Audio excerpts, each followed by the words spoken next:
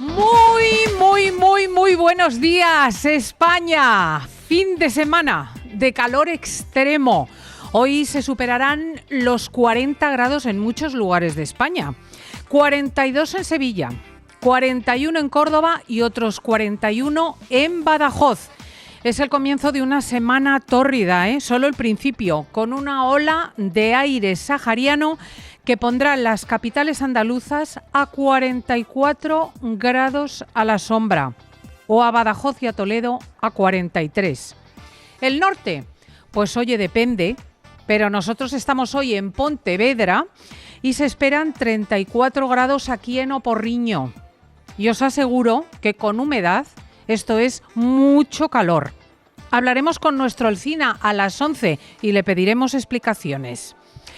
Te saludamos precisamente desde la plaza de la preciosa localidad de Oporriño, en las inmediaciones de Vigo, donde se celebra una magnífica Feria del Pan, un evento económico y social que conoceremos en esta mañana, en que vamos a saludar al alcalde y también al presidente de la Xunta de Galicia, que viene para acá y concede a COPE su primera entrevista presencial. Y a estas alturas, si estás un poquito informado, te preguntarás qué va a pasar con el gas en invierno. ¿Qué ocurrirá si Argelia nos sube los precios? ¿Y qué dice tu presidente? Pues no te lo podemos decir. Cero noticias. ¿Qué planes tiene Sánchez si hubiese que buscar otros países suministradores? Pues no se sabe. 3 comparecencias con periodistas lleva el presidente desde que Argelia cerrase el grifo de las exportaciones españolas y no ha dicho ni mu del tema. Evita las preguntas y habla de otras cosas. Es absolutamente sorprendente. Pedro Sánchez ha provocado él solito la crisis diplomática más grave de la legislatura y ni sabe ni contesta. Vamos, que no te podemos decir nada de nada, no hay noticias. Se marchó a cenar, eso lo recordarás, con el sultán de Marruecos en Ramadán y le prometió que España rompía sus acuerdos con nuestra antigua colonia del Sahara. Que abandonábamos los compromisos de Naciones Unidas que establecen que los territorios descolonizados tienen derecho a decidir si se hacen independientes o eligen pertenecer a Marruecos. Rompíamos toda nuestra política desde que salimos de la colonia del Sahara. Pues bien, como es lógico, Argelia se ha disgustado gravemente. El país lleva acogiendo durante más de 40 años a todos esos refugiados que salieron de nuestros territorios y ahora nosotros los hemos traicionado. Y el presidente no explica absolutamente nada. Es que es alucinante, de verdad, que ni Sánchez ni su gobierno calculasen el riesgo en que incurrían con nuestro principal proveedor de gas. ¿De verdad pensaban que Argelia no iba a hacer nada? No dijo nada ni al Parlamento ni a la oposición, ni consultó ni se lo contó a nadie. Ni siquiera lo comunicaron a los saharauis ni a Argelia. A lo salvaje. De verdad que no hay quien entienda nada.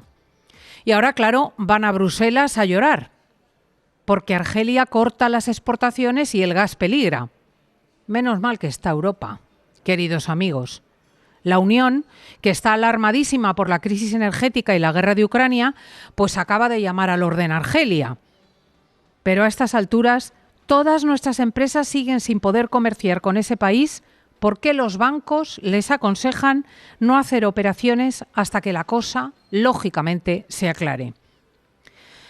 Son 3.000 millones de euros en peligro, en tractores, en maquinaria eléctrica, en derivados del cartón y el papel, en carne. Todo eso exportábamos a Argelia. Una locura. Insisto, es una vergüenza que Pedro Sánchez no diga nada y delegue en el ministro de Exteriores, Álvarez. Porque es Sánchez el responsable y él debe saber por qué le ha prometido el Sahara a Marruecos. Él debe saber por qué nos compensa arriesgar las relaciones con Argelia, que es nuestro principal suministrador de gas. Y si alguien piensa que Sánchez pudiera recular, Que sepa que ayer, atención, José Luis Rodríguez Zapatero y el exministro Moratino se reunieron con el ministro de Exteriores marroquí en Tánger. El gobierno marroquí se ha apresurado a difundirnos las imágenes del encuentro. Todos ellos muy felices. ¿Qué necesidad teníamos de meternos en esto en plena crisis? Cuando enfilamos un invierno con escasez de energía, de trigo, de fertilizantes o de piensos para los animales. Porque lo lamento mucho, queridos oyentes, pero la crónica económica a estas horas de la mañana parece la crónica negra que hacemos con Nacho Abad. El índice de precios al consumo, el IPC, ha aumentado en mayo el 8,7% y ha habido una plusmarca en alimentos, que te voy a contar a ti, que eres el que va a la compra. Los alimentos y las bebidas han subido un 11%. A la vez, la OCDE acaba de bajarnos las previsiones de crecimiento y ha subido en 5 puntos las de la inflación media. El Banco de España retrasa al último trimestre de 2023 la vuelta al PIB anterior a la crisis y advierte de que si Argelia no sube el gas, la situación va a ser grave.